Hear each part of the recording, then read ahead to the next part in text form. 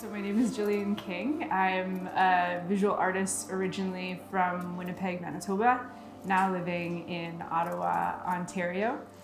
I am a painter who works a lot with plant dyes and natural materials. I have a very process-based painting practice. I have maintained and really developed a plant-based practice since doing my master's. I'm in love with the process of painting and printmaking and how that can inform something that is normally like oil paint on canvas. How can I play with the actual materials that are involved to kind of speak to a larger subject matter that I'm interested, which is my body's interaction with the environment, how different organic elements can interact with one another.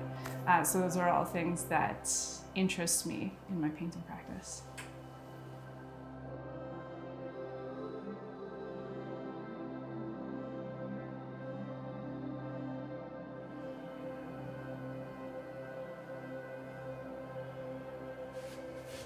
Kind of the first part of my process is going out and gathering. When I'm gathering specific kinds of dye plants, suddenly I'm looking at a path that I walk down all the time in a completely different way. Plants that I've never realized were in my backyard.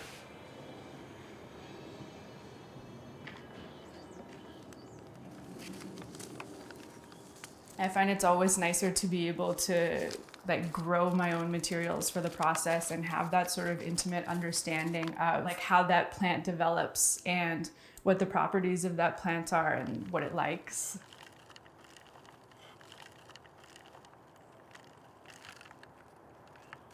This is my second year with the dye garden.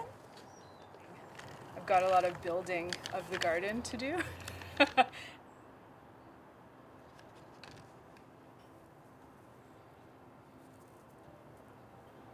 Dyeing on canvas, the color can be affected by what kind of soil the plants grew in, water quality. It varies every time and can be a total trial and error process. So this is my eucalyptus plant that I grew from seed, but it should give off kind of like pinks and browns. Sometimes you can get oranges dependent on what kind of metal salts you use with it. But I'm really looking forward to when this guy gets bigger.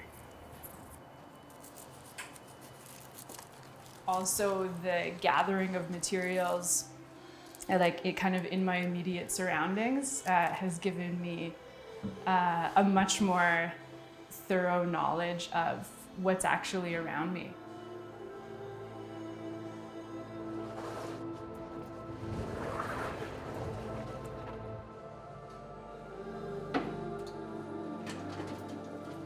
I feel like I'm always adding to my painting practice, bringing them back to my studio, preparing the canvas with metal salts to interact with the plants. And we're going to be using these plant dyes, onion skins, rose petals, sumac berries,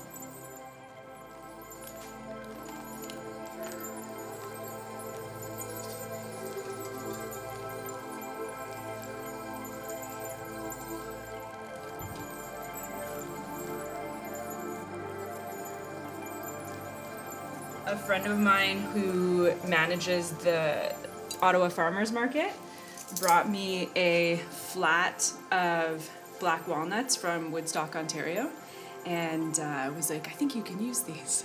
They make a really, really deep black dye. I love it, so I've used a lot of this already.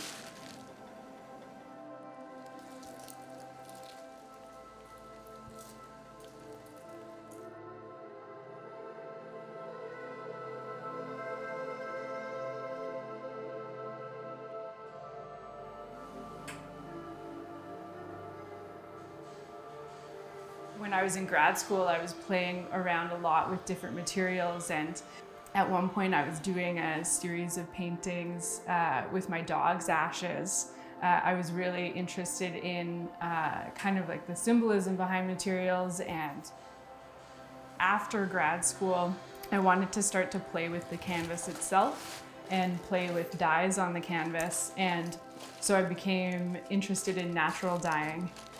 Reached out to people who were, eco-fashion designers and were super knowledgeable in that area, to kind of learn from them, and because it's a very like rich area of knowledge and takes a long time to kind of build that knowledge.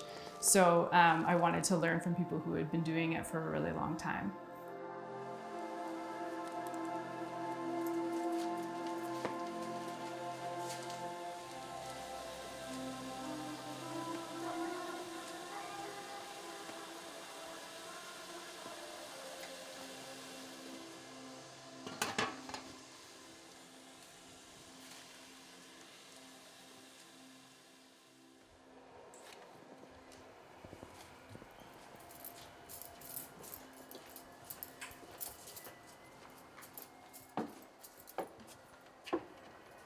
The size of the work is really important to me.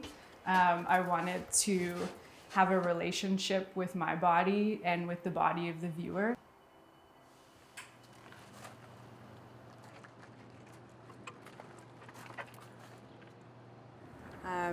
These areas down here are from chestnuts.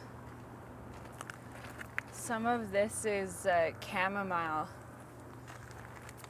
And then all of this is chestnuts and acorns. I go in on it with a beeswax that is prepared for kind of oil painting or acrylic painting. And I use my hands to apply that beeswax onto the canvas. When you get closer to the painting, and I feel like I make paintings so people get close to them, you can start to notice interesting things happening with the surface of the canvas and with the materials. I have great conversations with gardeners, people who are used to like working outside and working in soil and working with plants, have a very particular reaction to the work that is almost as if they could have had a hand in making it, which I really love.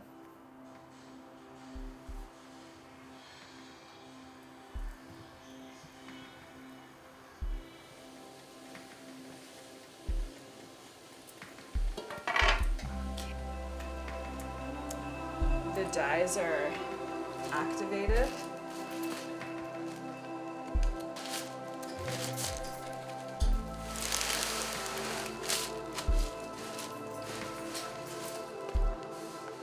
Those spots are the red onion skins, the green. This is the yellow onion skin. And then the purple comes from the rose petals. Learning about the materials in my everyday, and particularly in my studio and in the painting process and the gathering process and this kind of like larger reflective process of making, I think can be, like a really spiritual process.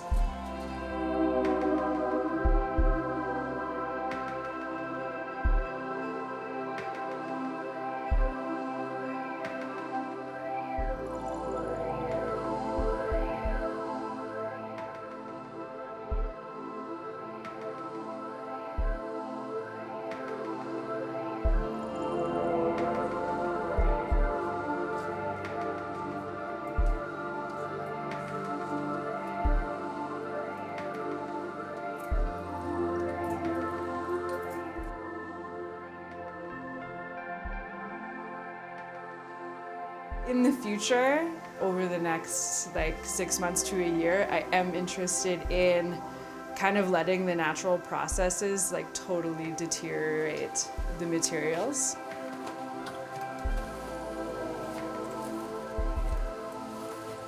And having almost less control over what the dyes do.